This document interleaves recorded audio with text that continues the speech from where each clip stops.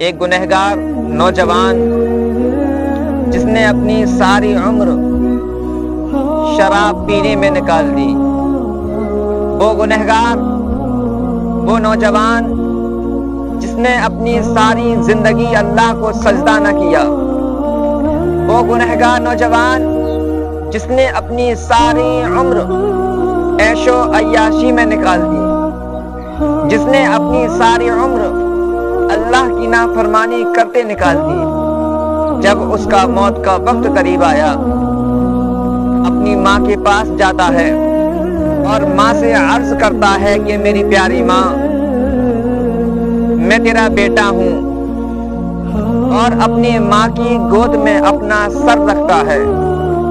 سر رکھنے کے بعد اپنی ماں سے کہتا ہے، ماں میرے مرنے کا وقت قریب ہے، میں اس دنیا سے رخصت ہونے والا ہوں، میں چاہتا یہ ہوں کہ اگر میرا انتقال ہو جائے، اگر میں مر جاؤں تو میری نماز جنازہ اپنے پیر و مرشد سے پڑھوانا، کیونکہ ماں مجھے معلوم ہے کہ میں گنہگار ہوں، خطاگار سیاکار ہوں، مجھے پتا ہے کہ میں شرابی ہوں، میں اللہ کا نافرمان بندہ ہوں، کبھی میں نے اللہ کو سجدہ نہ کیا، کبھی تیری باتوں کو نہ مانا۔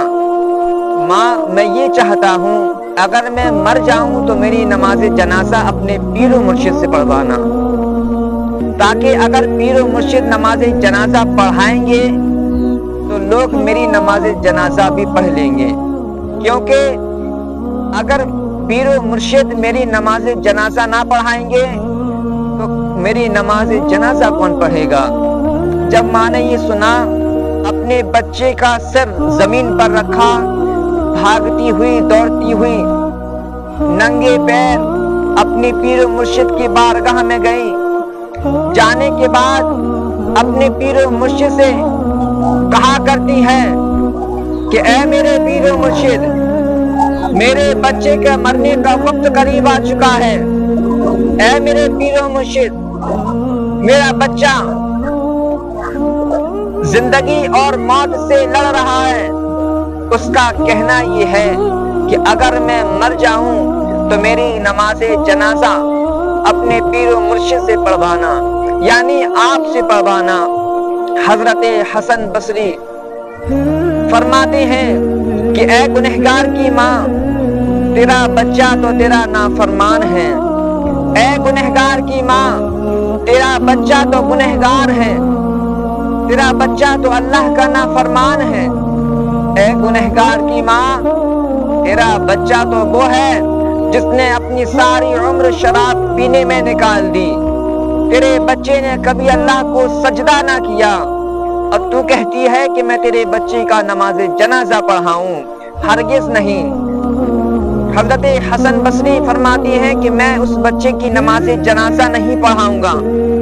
جب آپ نے انکار کر دیا، آپ نے منع کر دیا، تو وہ ماں بھاگتی ہوئی دوڑتی ہوئی اپنے بچے کے پاس جاتی ہے۔ جانے کے بعد اپنے بچے کے پاس جا کر کے اپنے بچے کا سر اپنی گود میں رکھتی ہے۔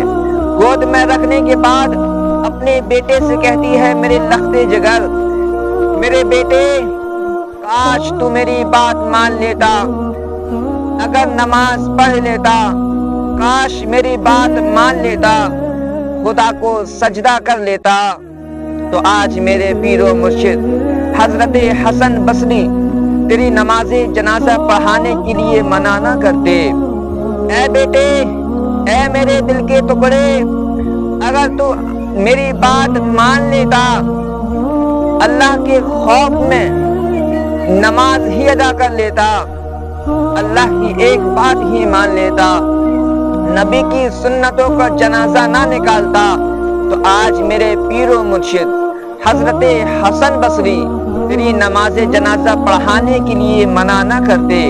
اے بیٹے، میرے پیر و مرشد نے تیری نماز جنازہ پڑھانے کے لیے منع کر دیا، اتنا سننا تھا۔ وہ بچہ خون کے آنسو رونے لگا، وہ نوجوان خون کے آنسو سے رونے لگا اور ماں سے سوال کرتا ہے کہ ماں میں تجھ سے 2 سوال کرتا ہوں۔ وہ بچہ، وہ نوجوان اپنی ماں سے 2 سوال کرتا ہے اور کہتا ہے ماں یہ بتا کہ میرے گناہ زیادہ ہیں یا خدا کی رحمت زیادہ ہے؟ ماں خاموش رہی، ماں کچھ نہ بولی۔ پھر جو ہے کہ دوسرا سوال کیا کہ اے ماں یہ بتا، اگر خدائے تعالی تجھے چند سیکنڈ کے لیے مہلت دے دے، چند لمحات دے دے اور کہے کہ اے گنہگار کی ماں، جنت اور دوزخ تیرے اختیار میں ہے، اگر تو چاہے تو اپنے بچے کو جنت میں ڈال دے، اگر تو چاہتی ہے تو دوزخ میں ڈال دے، تو ماں یہ بتا تو اس وقت مجھے کہاں ڈالے گی؟ اتنا کہنا تھا، اتنا کہنا تھا۔ وہ ماں چیختی ہوئی کہتی ہے میرے بیٹے، میرے لختے جگر، اگر خدائے تعالی مجھے 2 سیکنڈ کے لیے، 1 سیکنڈ کے لیے یہ مہلت دے دے اور مجھ سے کہے کہ اے گنہگار کی ماں، اگر تو اپنے بچے کو جنت یا دوزخ میں ڈالنا چاہتی ہے تو کہاں ڈالے گی؟ تو خدا کی قسم میرے بیٹے، میں تیرا گلے باندھ پکڑ کر کے تجھے جنت میں ڈال دوں گی۔ اتنا کہنا تھا۔ وہ نوجوان، وہ گنہگار شخص کہتا ہے کہ ماں تو ایک ماں ہو کر کے مجھ سے اتنی محبت کیا کرتی ہے، اور وہ خدائے تعالی جو 70 ماؤں سے زیادہ محبت کرنے والا ہے، وہ رب العالمین جو اپنے بندوں سے 70 ماؤں سے زیادہ محبت کرتا ہے، بھلا وہ مجھے جہنم میں کیسے پھینک دے گا؟ بھلا وہ مجھے جہنم میں کیسے ڈال دے گا؟ اتنا کہنا تھا۔ اس نوجوان کی روح پرواز ہو جاتی ہے، اس نوجوان کا انتقال ہو جاتا ہے۔ وہ نوجوان دنیا سے رخصت ہو جاتا ہے، اور جیسے ہی اس نوجوان کی جسم سے روح نکل جاتی ہے تو دروازے پہ کوئی دستک دیتا ہے۔ اب اس شخص کی ماں جا کر کے دروازہ کھولتی ہے، کیا دیکھتی ہے کہ حضرت حسن بصری جنہوں نے نماز جنازہ کے لیے منع کر دیا تھا، وہ دروازے پر کھڑے ہوئے ہیں۔ آپ نے سلام پیش کی، عرض کیا اے پیر و مرشد، آپ یہاں کیوں تشریف لائے ہیں؟ کہا جس وقت تو میرے پاس آئی تھی، جس وقت تو میرے پاس آئی تھی، میں نے نماز جنازہ کا منع کر دیا تھا، لیکن جیسے ہی میں بستر پر جا کر کے لیٹ گیا، میری آنکھ لگ گئی۔ آنکھ لگنے کے بعد غیب سے صدا آتی ہے، کسی نے کہنے والے نے مجھ سے کہا کہ اے حسن بصری، تو یہاں آرام فرما رہا ہے، جا وہاں میرا یار مرا پڑا ہے، جاؤ اس کی نماز جنازہ پڑھاؤ۔ اتنا کہنا تھا۔ وہ ماں حیرت میں پڑ گئی کہ آپ نے منع کر دیا تھا، لیکن آپ نماز جنازہ پڑھانے کے لیے آ گئے۔ تو محترم حضرات، چھوٹی چھوٹی سی نیکیاں کچھ ایسی ہوا کرتی ہیں جو اللہ تبارک و تعالی جنہیں پسند کیا کرتا ہے۔